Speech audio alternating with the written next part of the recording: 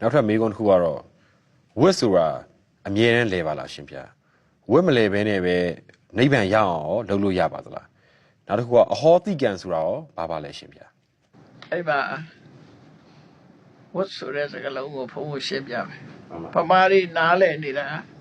ကိုကလူတယောက်ကိုချီကျိုးအောင်လုပ်လိုက်ရင်ကိုချီကျိုးတယ်မှန်ပါဗျာအဲ့ဒါကိုဝတ်လဲတယ်လို့ယူဆတယ်မှန်တော့အဲ့ဒါတော့အကျိုးပေါ်တယ်လို့ပြောတယ်မှန်ပါဗျာဝတ္တဆိုတဲ့အဓိပ္ပာယ်အဲ့ဒါပြောတာမဟုတ်ဘူးသူမှန်ပါဗျာဝတ်က၃မျိုးရှိတယ်မှန်ပါဗျာကိလေသာဝ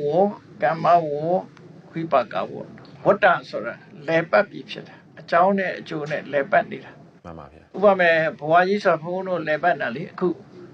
မနေ့ဆိုရင်နေထွက်လာတယ်ပြီးရင်နေဝင်သွားတယ်မှန်ပါဗျာညရောက်တယ်ပြီးရင်တစ်ခါမနေ့ရောက်တယ်ဒါလည်းလဲပတ်နေတာပဲလေမှန်ပါဗျာလဲပတ်မှုကိုဝတ္တလို့ခေါ်တယ်မှန်ပါဗျာအဲ့တော့ဘာဒီလဲပတ်တာလို့ဆိုရင်ရှင်တွေကလိုချင်တဲ့စိတ်တွေဖြစ်တယ်မှန်ပါကိလေသာမှန်ပါဗျာလိုချင်တဲ့စိတ်ဖြစ်တော့ရအောင်လုပ်တယ်ကံကံတမရလာတဲ့ဝိပါကအကျိုးမှန်ပါဗျာလိုချင်တယ်ရအောင်လုပ်တယ်ရတယ်လိုချင်ပြန်တယ်ရအောင်လုပ်ပြန်တယ်ကြိုးစားပြန်တယ်ဆိုတော့ဒီအကြောင်းအကျိုးကြီးကလည်းပတ်နေတာဟိုဒါဝတ်လို့ခေါ်တယ်ဝတ်မလဲပဲနိဗ္ဗာန်ရအောင်လုပ်လို့ရလားဆိုတော့ဒီအကြောင်းအကျိုးဆက်ဆက်နေတာတွေကိုနိဗ္ဗာန်ရအောင်လုပ်တယ်ဆိုတာကဒီထဲကလုပ်ရတယ်သူကမှန်ပါဗျာဝတ်ထဲမှာပဲနိဗ္ဗာန်ရအောင်လုပ်လို့ရတယ်နိဗ္ဗာန်ရောက်သွားရင်ကတော့ဝတ္တတွေကထွက်သွားပြီသူကမှန်ပါဗျာဒီထဲမှာသူကလုပ်လို့ရတယ်ဝတ်မလဲပဲဆိုတာတော့မဟုတ်ဘူးဝတ်ကတော့လဲမှာဝတ်လဲတယ်ဆိုတာဗမာတွေနားလဲတယ်ကိုကသူများကိုမတရားလုပ်လိုက်လို့ကိုမတရားလုပ်ခံရတယ်ဆိုဝတ်လဲမှုမျိုးပြောတာမဟုတ်ဘူးကိလေသာရှိရင်ကံဆိုတဲ့အလုပ်တရားရှိလာတယ်ကံရှိလို့ရှိရင်အကျိုးတရားဆိုတာရှိလာတယ်နော်အဲ့တော့ကိလေသာဖြစ်သည့်အတွက်ကြောင့်ကံဖြစ်တယ်ကံဖြစ်သည့်အတွက်ကြောင့်အကျိုးတရားတွေပေါ်တယ်အဲ့ဒီအကြောင်းအကျိုးဟာလက်ပတ်နေတယ်လို့ဆိုလို့တယ်နော်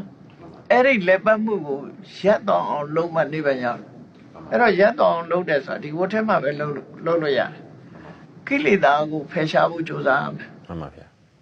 ကိလေသာကိုဖယ်ရှားလိုက်လို့ရှိရင်ကိလေသာတွေငြိမ်းသွားရင်ကံကလည်းပြတ်သွားရောမှန်ပါဗျာကိလေသာនិရောဓိကမ္မនិရောဓကိလေသာငြိမ်းမှကံငြိမ်းတယ်မှန်ပါဗျာကိလေသာငြိမ်းသွားရင်ကံငြိမ်းသွားတယ်ကံငြိမ်းသွားလို့ရှိရင်ဝိပါကဆိုတဲ့နောက်ကအကျိုးမလာတော့ဘူးမှန်ပါဗျာအဲ့ဒါနေပါရောက်ချင်းပဲဖြစ်တယ်ပေါ့နော်ဟောတိကံဆိုတာကနားလည်အောင်ပြောရမယ်ဆိုရင် expire ဖြစ်တာပြောတာမှန်ပါဗျာ expire ဆိုတာဆေးပစ္စည်းနဲ့သတ်မှတ်ထားတဲ့အချိန်ကုန်လို့ရှိရင်သူ expire ဖြစ်တာမှန်ပါဗျာဘာပစ္စည်းပဲဖြစ်ဖြစ်သတ်မှတ်ထားတဲ့အချိန်ပိုင်းကျော်သွားရင်ဒါ expire ဖြစ်တာမှန်ပါဗျာဒါအဟောတိကံရဲ့အဓိပ္ပာယ်ကကံနေနဲ့တော့ဖြစ်သွားပြီအကျိုးမလာတော့ချိန်ဒီကစံတတိကုံသွားပြီလို့ဆိုလို့တယ်မှန်ပါဗျာကံရဲ့စံတတိတစ်ခုကုံသွားပြီမှန်ပါဗျာကံကိုသူကသတ်မှတ်ထားတာရှိတယ်ကံတစ်ခုလုံးလို့ရှိရင်ဒီဘဝမှာအကျိုးပေးတဲ့ကံကိုဒိဋ္ဌဓမ္မဝိရဏိယကံလို့ခေါ်တယ်ဒီဘဝမှာအကျိုးပေးတယ်မှန်ပါဗျာနောက်ဒုတိယဘဝမှာအကျိုးပေးမဲ့ကံကိုဥပပိစ္ဆဝိရဏိယလို့ခေါ်တယ်မှန်ပါဗျာနောက်တင်းတော်တဲ့ဘဝတစ်ခုမှာအကျိုးပေးမဲ့ကံမျိုးကိုဒီအပရပရိယဝေရဏိယကံလို့ခေါ်တယ်အဲကံသုံးမျိုးဒီဘဝမှာအကျိုးပေးမဲ့ကံကသူအကြောင်းအကျိုးမညီသည့်အတွက်ကြောင့်